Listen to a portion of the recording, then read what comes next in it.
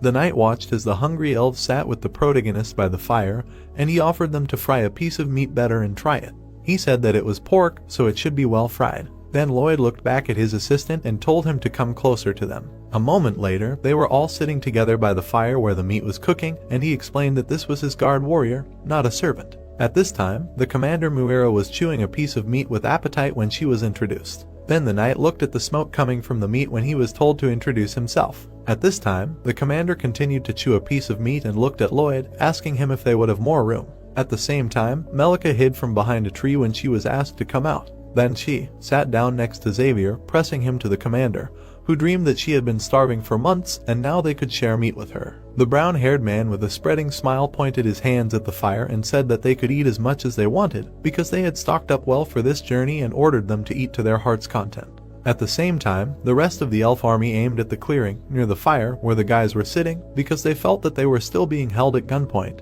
and therefore he also suggested that they be content with meat. At this time, the elves continued to aim, but smelled the smoke of delicious meat. Then the blonde brought a fried piece of meat on a fork. Then she pressed her lips. Then the protagonist smiled from under his brows and asked about the elven men who patiently waited for their women to return from hunting.